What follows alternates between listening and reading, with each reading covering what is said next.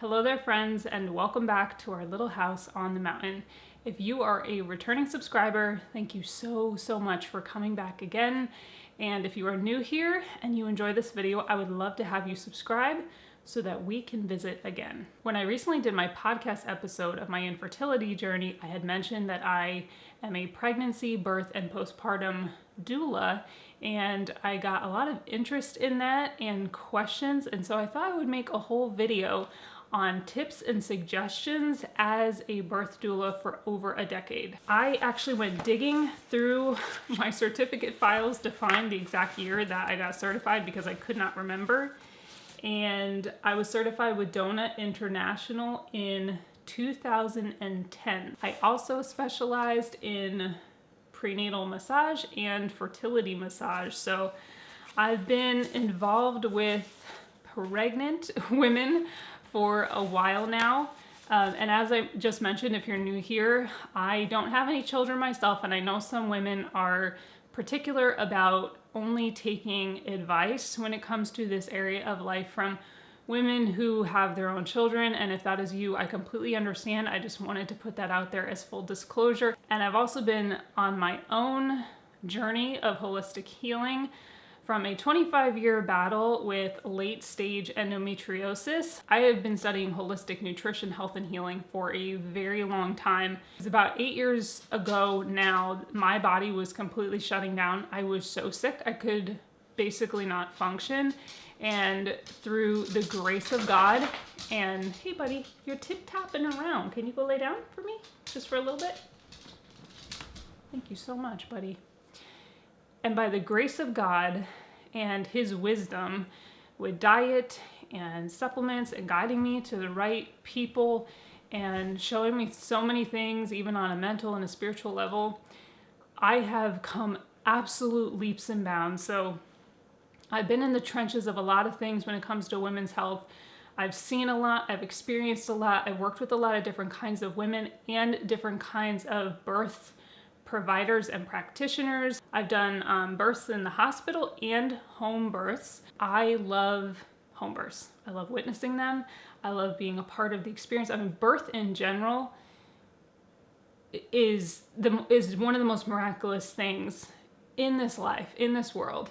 And it's such an honor to be a part of it. So what I'm going to share with you today is my observations and the things that I have learned over the decade plus of doing this with different women. I have counseled women through their pregnancies, been there during the births, and also counseled them postpartum, some 2 years in after they've had their babies. And I know this is a really sensitive topic, anything to do with babies, birth, pregnancy, how we're raising our children, what we're doing, the choices we're making. And so I wanted you to know that I'm certainly not here today to force any opinion on you. I'm just here today to share my experiences, to hopefully give you some information and hopefully give you a more pleasant experience, a more empowered experience through your pregnancy, birth, and your postpartum. So just consider this like if you hired me to be your doula and we sat down for our initial consultation and I tried to answer the most frequently asked questions and share with you the things that I've observed over the years and what tends to work and what tends not to work. And that brings me into my first point, which is that with all things in life, birth, pregnancy, and babies included, there are rules and there are exceptions. So when we talk about the rules today, this is the things that I generally see when I'm connecting dots. So A leads to B most of the time, but not always. So you can do everything right in the whole world and A might not lead to B. Or you could do everything wrong and be the very minute exception where A is going to lead to B the way it's supposed to. And that's where we get into one of the biggest things when it comes to birth that I would share with any clients that I had is about surrender. We have a really hard time submitting our will. And when it comes to birth, you get to a point in the birth or sometimes in the pregnancy or even after you've had like your first baby, you get to the point where it's almost not optional. And when I see women really trying to hold on to control really tightly, it tends to make things go awry. Again, that's the rule that I've seen. That's what happens most of the time. Also, anything that I refer to today that has a link that will be in the description box and pinned in the comments below. I also have an Amazon storefront with idea lists, and one of my idea lists is suggestions from a doula, and I have a bunch of things in there, a bunch of different products that I have over the years compiled this list of things that I have seen be very helpful for people, and I have them all right there in my Amazon storefront. So just like I would in a sit-down consultation, we will start with pregnancy, then we'll go into birth, then we will go into postpartum baby zone. And here comes the YouTube disclaimer. This is not medical advice. This does not replace that care. This is for educational and entertainment purposes only. So we can't just zoom right into pregnancy without acknowledging the fact that there are very, very high levels of infertility today. And there is certainly not one reason for that. There are many. One of the underlying themes you will see in our video today is that most people today are nutritionally deficient. They're deficient in some sort of mineral or nutrient that is essential for cellular function, for our organs to function, and for our bodies to thrive. And that will affect all the stages of the baby making process and the baby delivering process.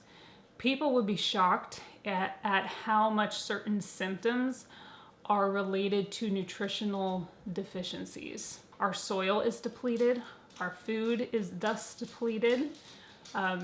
There are toxic substances all around us today, some of which we can do our part to avoid, and some of which, unfortunately, we can't do very much about. Many women today experience things like endometriosis, like I have, PCOS, fibroids, and hormonal imbalances. Also, a lot of people today are living with a slow liver and they don't realize it. We have so many toxins coming against us that our livers are moving at a slower pace than they should, and that ultimately leads to many issues, including hormonal imbalances. So we are going to talk today about gut health. We're going to talk about liver health because that affects fertility, it affects pregnancy, it can even affect birth, and definitely affect how you feel postpartum. As I've studied holistic nutrition and observed diets over the years, I realized that so much of the information that we're given is backed by companies that have something to gain over you developing a problem or an addiction to their food, and then they come up with the apparent solution.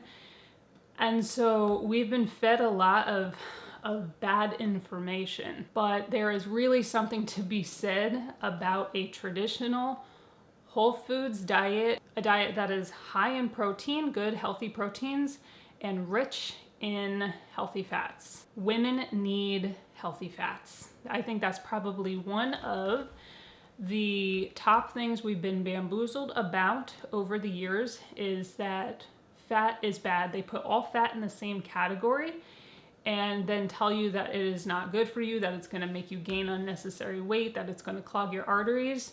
And the truth is that there are categories of fat, and these truths will have a profound effect not only on you, but can also have a big effect on your baby as well, because I know all mothers desire for their babies to be healthy and thriving, and we want to do the absolute best we can do for them. I know that a lot of times in pregnancy, women will beat themselves up because if they're not feeling good, it's really hard for them to eat everything that they'd like to eat for the baby, or maybe they're having to take something that they don't want to take so that they can function.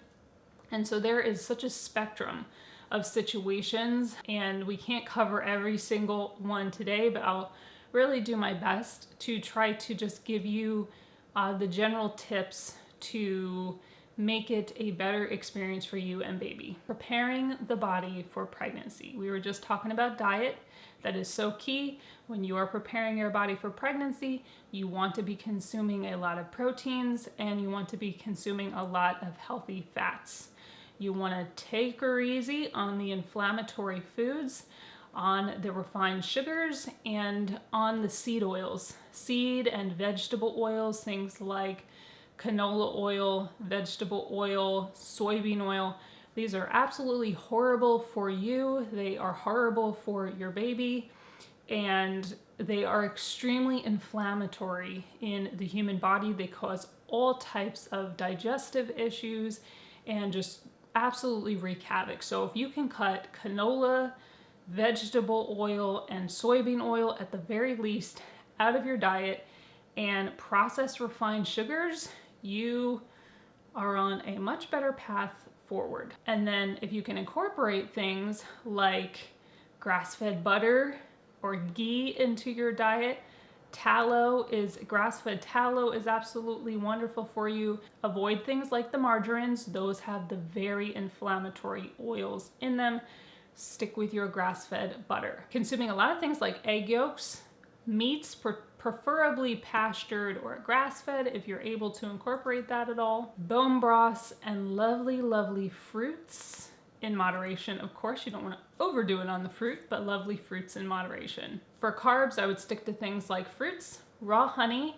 If you want starchy carbs, things like sweet potatoes, parsnips, cassava, things that grow out of the ground, as opposed to things that come in a box or in a bag. There are some pesticides that research studies have shown cause rapid tumor growth, extreme hormone disruption, and when we're talking about pregnancy, birth, and postpartum, extreme hormone disruption is definitely not something that we want.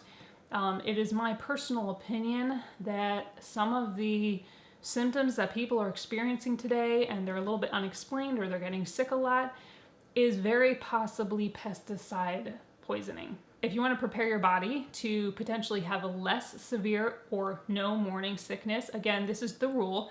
There are exceptions. You could do everything right and still have morning sickness. Some women get a very extreme form of it that we're really not sure what causes that.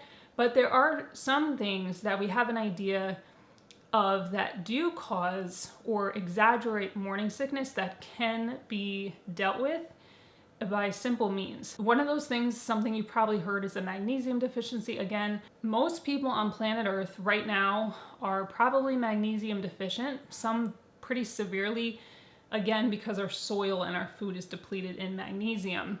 And so getting a topical magnesium that you can put on your body at night before you go to bed not only will help you sleep better, but it'll boost up your magnesium levels before you get pregnant and potentially help you have less nausea. Not only less nausea, but it can help with things like restless legs and nerve issues and cramping. It can help with a lot of things that women experience during pregnancy. But if you want to try like a lotion or a spray, there are different ones that I recommend. I can also put those in the description box. The 8 Sheep Organics one is lovely. It's kind of like a luxury magnesium cream. I have a video here on the channel of how you can make your own magnesium lotion. I will link that. And there are also sprays that you can get. All of these things are easier to temper if you do them before than if you try to start doing them once symptoms kick in. Just like with everything, an ounce of prevention is worth a pound of cure. But if you are experiencing symptoms, these things might help. I've known women who were having the nausea, they began to use the cream or the spray, and within 10 minutes of spraying the magnesium on, the nausea would come down a notch, which, as we all know, nausea coming down a notch is always a good thing. I also am of the strong opinion that digestive health and liver health in particular has an effect on morning sickness, and I will tie liver health into gallbladder health because those two organs work with each other. If you have H. pylori, an overload of H. pylori bacteria in your gut, it is my opinion, my non-medical opinion, that can lead to more severe morning sickness. There are some supplements that you can take before you get pregnant to try to kill off that H. pylori bacteria. I highly recommend, and I actually recommend this for everyone in life in general, is taking grass-fed colostrum. Please look into grass-fed colostrum. I have a particular brand that I like and that I use, but there are so many out there. I take it, it's the first thing I consume every morning. I put a scoop of my grass-fed colostrum into warm water and I drink that. Then in some more warm water, I put all of my liver herbs, and then I wait at least 20 minutes before I eat anything in the day.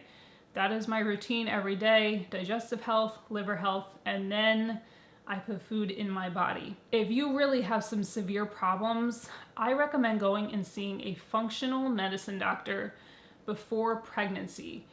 These are doctors, most of them are MDs, so they have a regular medical license, but they have special training as whole body doctors. Conventional medicine, they just look at one body part at a time and isolate it instead of connecting the pieces together. And so a functional medicine doctor, especially one that specializes in women's issues or women's health, can be a game changer for you if you're having issues and you're planning on getting pregnant. They can even help you while you're pregnant or postpartum. So look into a functional medicine doctor, see if there's one near you.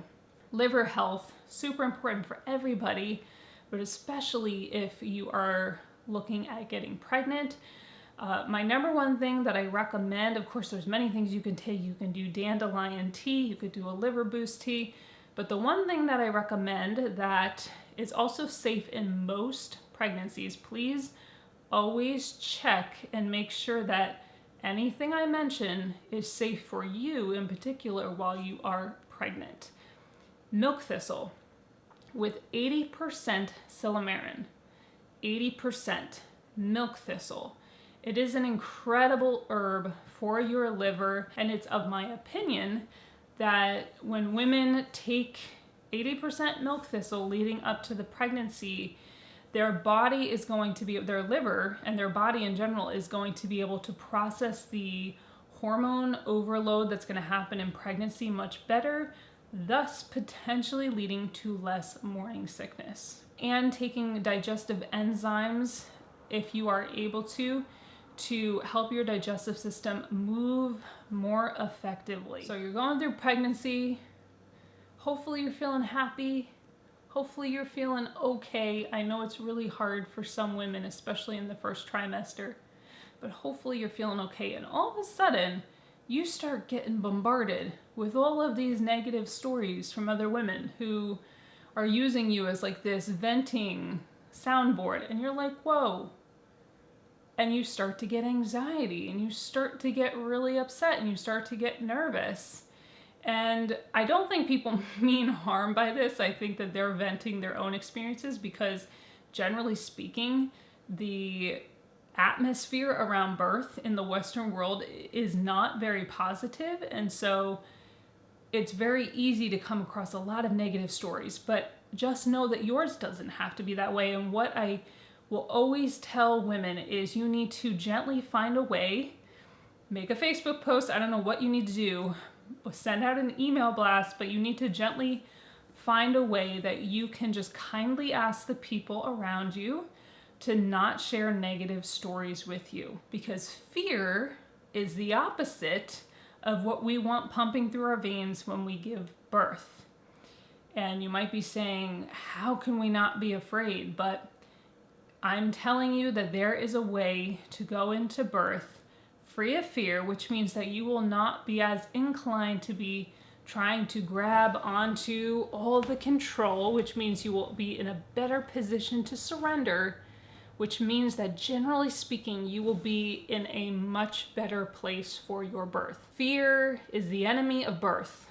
It makes your body tense up, it does crazy things to your mind, and your mind is your battlefield when it comes to birth. That is the rule. That is the rule. There are exceptions, but generally speaking, your mind is actually the battlefield. You have to prepare physically for birth, but what most women forget to do or aren't told that they should do is to prepare mentally and spiritually. because the women I've seen have the best births have prepared physically, mentally, and spiritually. So consistency is really important when it comes to eating. If you're able to be consistent, or whatever level of consistency you're able to maintain is great.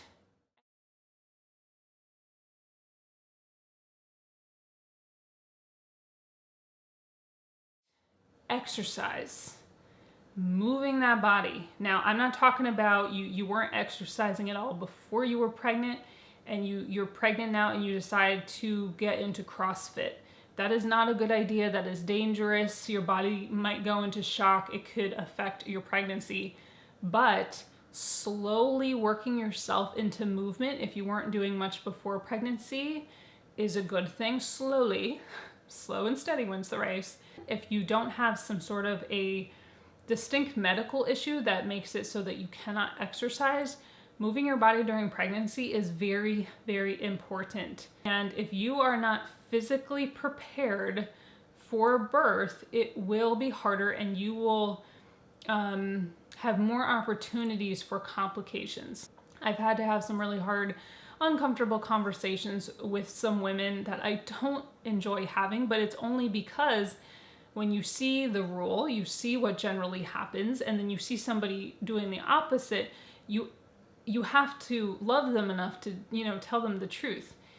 When women are overweight, generally speaking, you are at a higher risk for complications in the later stages of pregnancy as well as the birth. And so for the most part, there were not overweight women throughout all of history giving birth until very modern times. And so this is a new thing that we are tackling, in our modern world. And there's definitely new complications and issues that go along with that. Ideally, you want your legs to be strong and your core to be strong when you go into giving birth. This will not only make for more than likely an easier birth, but after you give birth, it will more than likely lead to a faster physical recovery. And I know everybody says you're not supposed to talk about women's bodies bouncing back. I'm not talking about you looking the exact same way you did before or being perfect or anything like that. But you do want certain parts of your body to go back to where they need to go, just so that you can be a strong person. You want your core muscles to go where they need to go and to be strong and secure. That is what's healthy, and that's important. It's going to help you when you have to pick up your babies and all kinds of things you need to do. Part of the reason why we see so much pelvic floor dysfunction in our modern world with modern birth, I think there are multiple reasons for that. One is that women are much more sedentary today, and so we are not as strong. We're not doing the physical work of women that women did back in the day, and so we are definitely physically weaker. But a big reason for that is the position that a lot of women are told to birth in. There are things that you can do in the later stages of your pregnancy, and you want to make sure you're checking in with your healthcare provider that these things are safe in the week that you are in. But there are things that you can do that can potentially make your birth easier. One is consuming red raspberry leaf tea. This is a uterine toner. The other thing is consuming dates, which are absolutely delicious. So hopefully you won't have any trouble with that.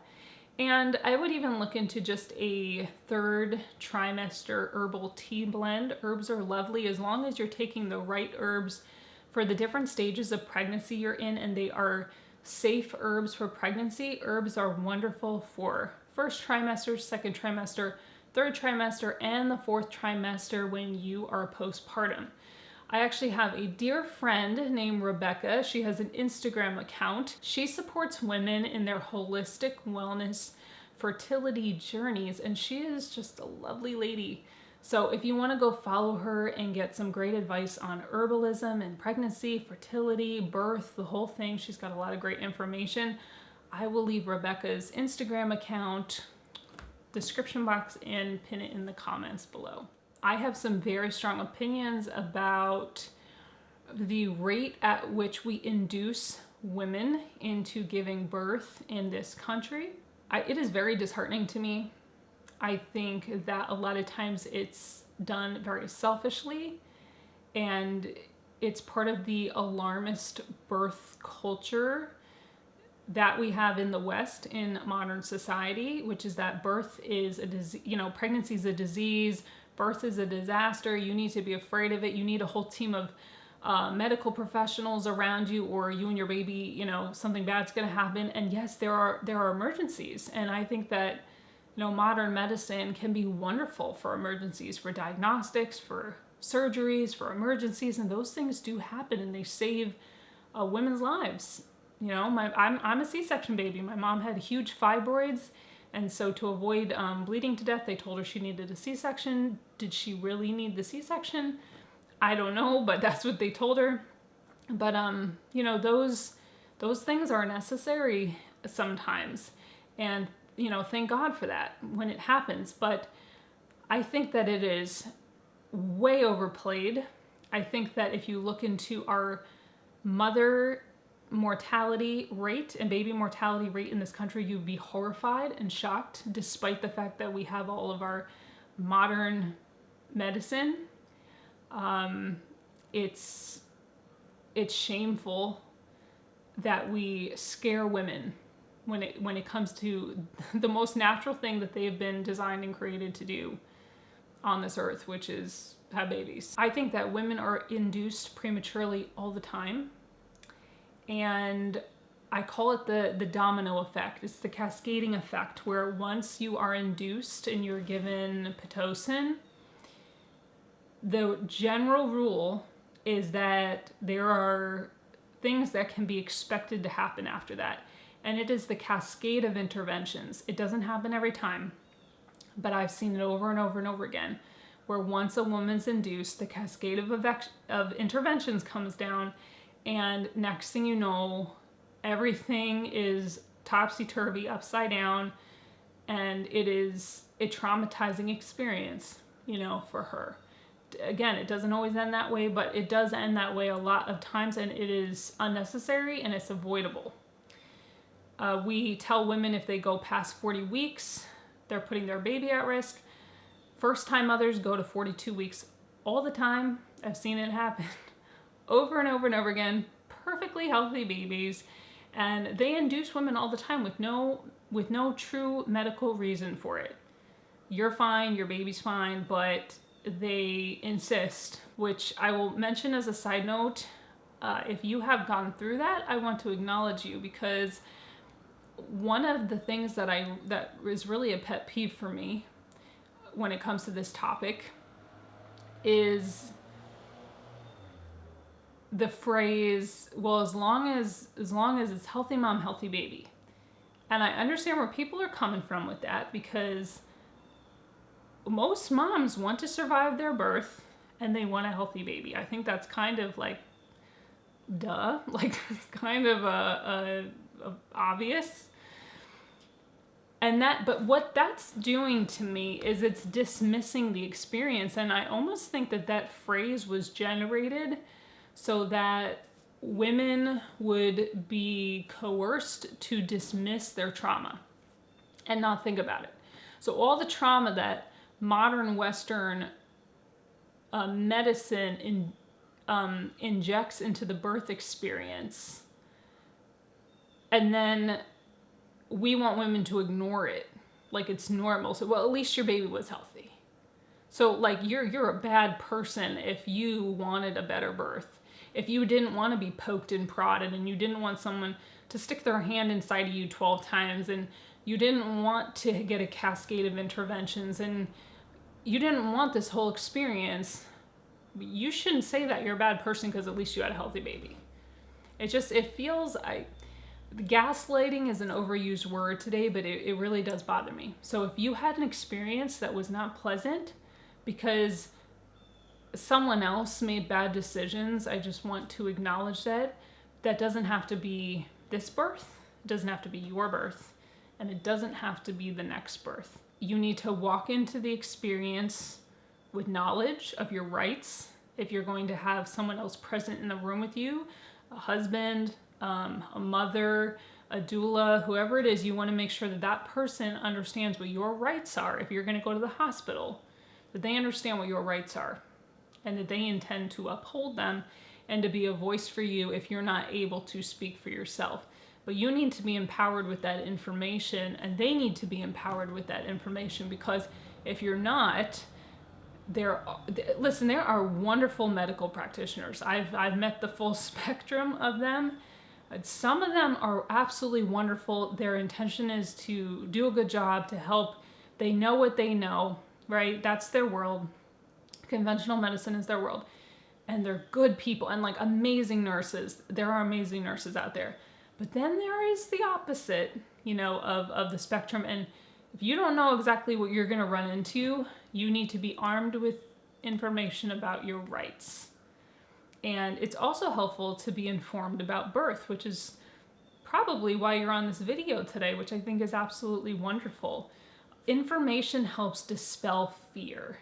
Now, when we kind of know some things to expect without getting into information overload, because that can also play games with us, but when we know some of what to expect, then we don't have as much fear. If you know you're going to lose a mucus plug, or your waters might break, or this could happen, or if you're doing a home birth, knowing that it's actually more normal than they tell you, that a baby will come out with a cord around its neck, and all the midwife will do, if she's a good midwife, is calmly unwind the cord from the baby's neck, put the baby on your chest, rub the baby will prayerfully begin to make little noises, and everything will be fine.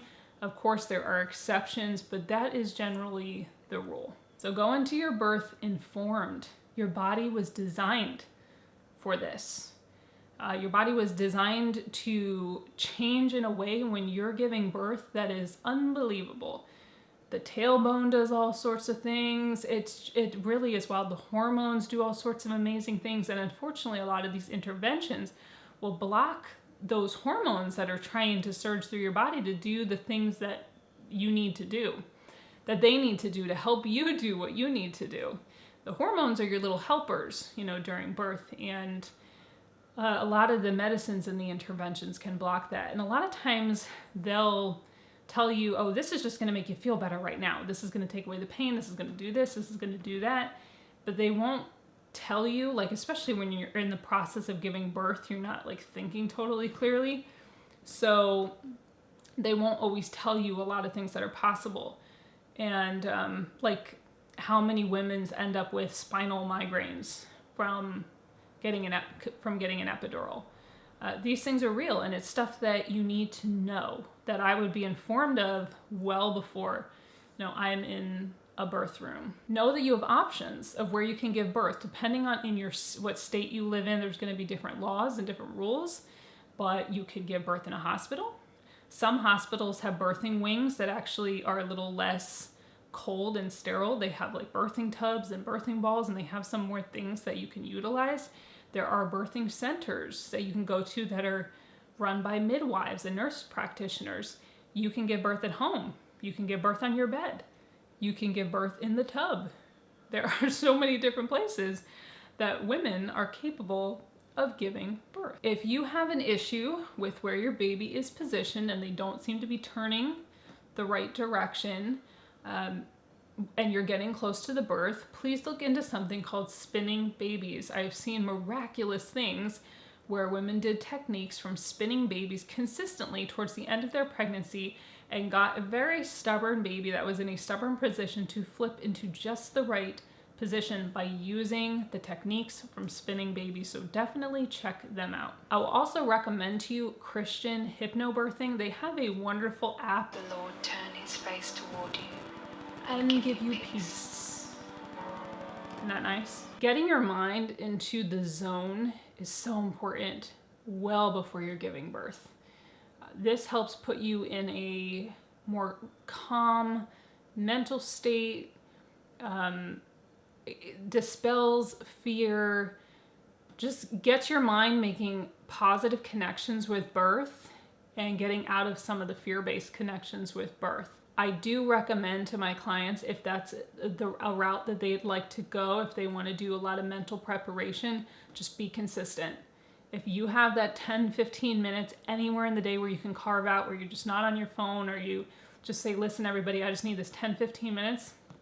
Consistency is key with training your mind to make new connections. On the spiritual end, if you are a believer, praying, pray for the birth, pray for your baby. Surrender, keep surrendering the experience to God. And just know that He is a good and faithful and loving Father, and that He designed you perfectly for this. And ultimately, the baby is not yours. The baby is His. And we are just chosen to steward His little image bearers for whatever time that He gives us. And so all of that preparation is so important for birth.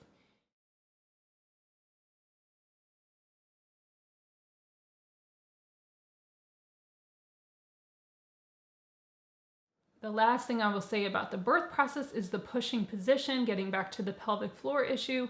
One of the main reasons that we have so many issues with recovery and with pelvic floor issues where all a woman has to do is blink or sneeze and she is wetting herself is mostly because of the way that we force women to give birth today.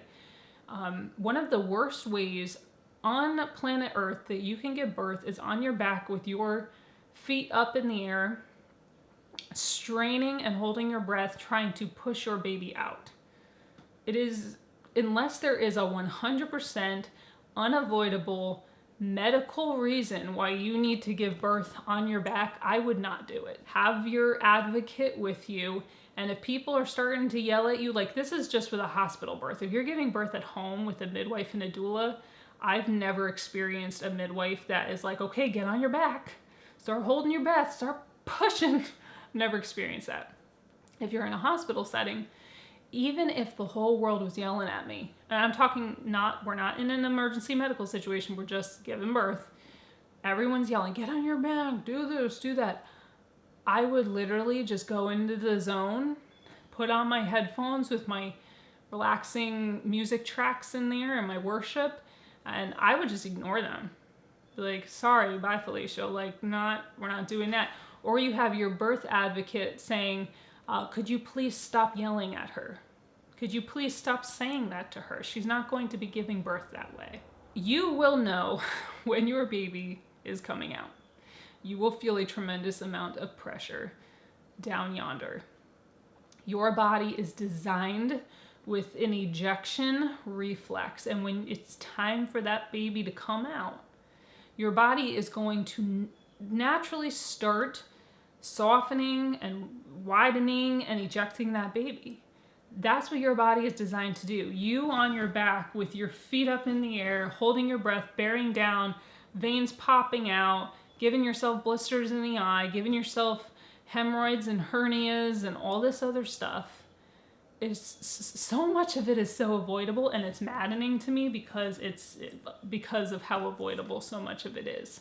There are a million wonderful positions to give birth in.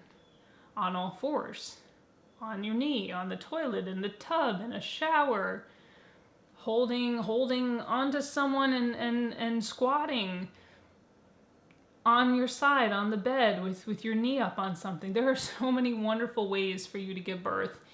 And that is not one of them. You hopefully, if it's not blocked with a lot of medicines, you hopefully have that rush of love hormones, and hopefully you're bonding, and breastfeeding issues, which are also a very modern phenomena.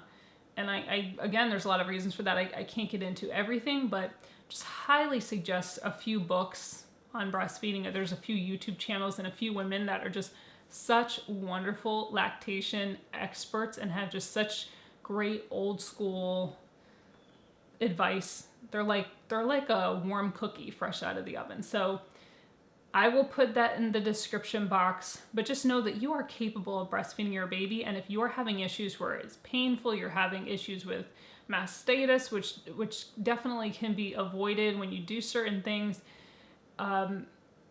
you could end up doing pumping. There's a lot of things you could do, but just know that you definitely can. Unless there's a very specific medical issue, you can breastfeed, your baby can breastfeed.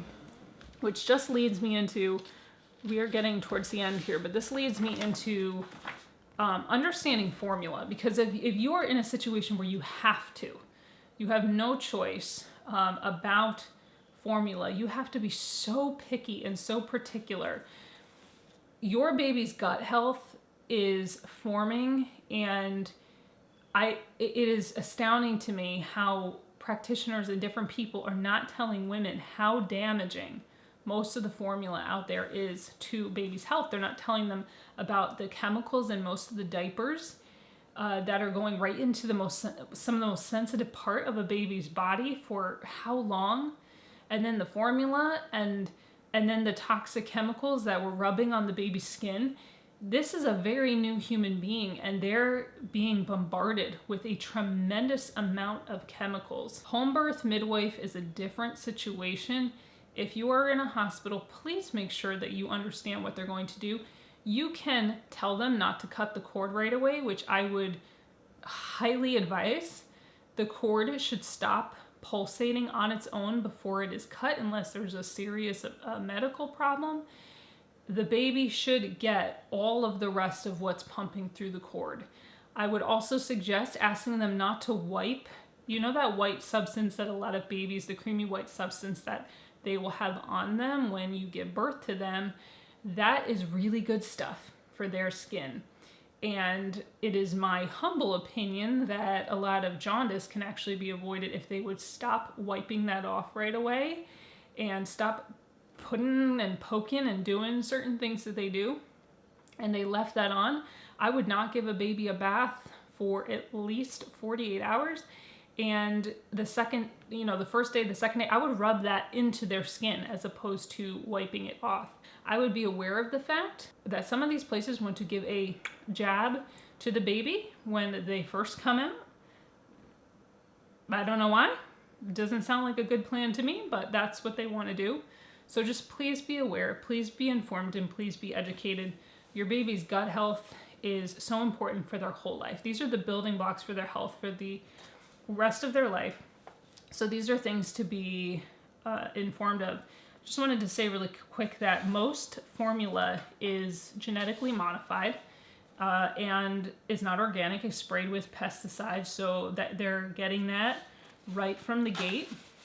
Most baby formulas include the following: corn syrup, GMO corn syrup, faux iron, melamine, mineral oil, gluten, just GMO pesticide-ridden gluten, GMO soy, toxic heavy metals, fillers, gums.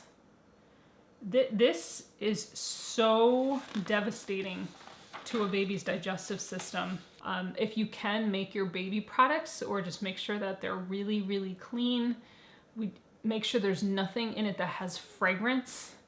That is very bad for the baby. And while you're pregnant, also, that's just a side note, don't put anything on your body that has the ingredient fragrance in it.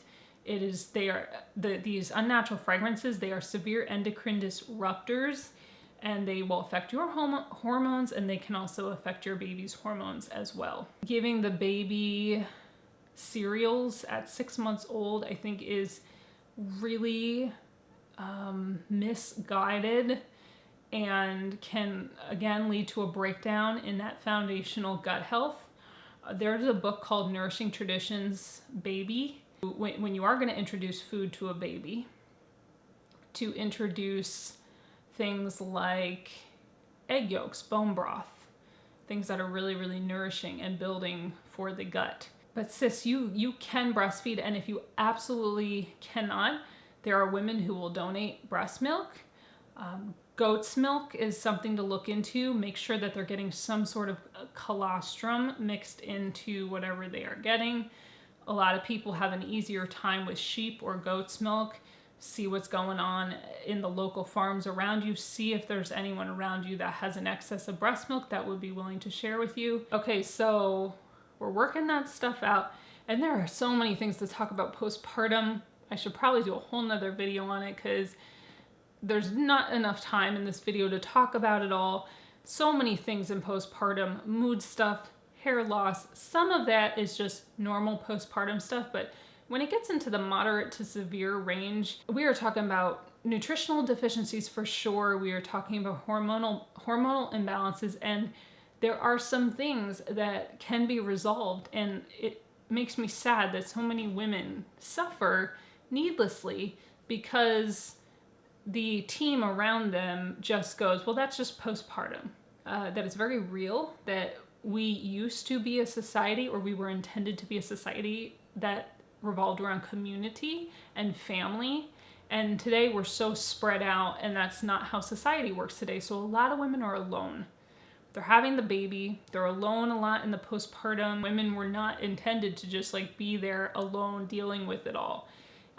Women should be there to nourish other women with food, with good food, like nourishing food, not dropping off junk food that's going to make them more nutritionally depleted and make them feel crazier, but nourishing them. Like family would come and they'd bring nourishing soups and broths and rock the baby while the mom could take a nice shower and wash her hair, and that's what it's intended to be. And so unfortunately, we don't live in a society that's thriving in that type of a way.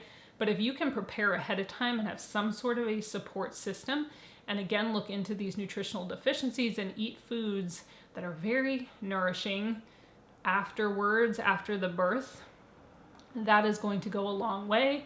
I highly suggest looking into adrenal cocktails, hydration.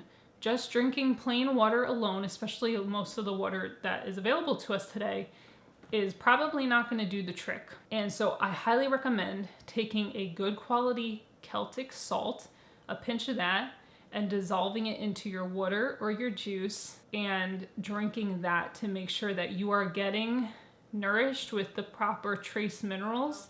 If you enjoyed this video today, let me know. Like the video, share it with somebody that you think might be interested in it. And again, if you're new here, I would love to have you subscribe and come back and visit with us again. Thank you all so much, as always, for coming back to our little house on the mountain. We have new merchandise at our Cozy Corner Mercantile for the cozy season. I actually think I have my candle going here. This is one of our cottage candles. It says cozy season. I'm sweating through my dress right now, but it's August. But I got my cozy season candle going, and I'm sticking with my story. So thank you for coming back to our little house on the mountain. I love you all so much, and Lord willing, I will see you all right here on the next one. Bye, friends.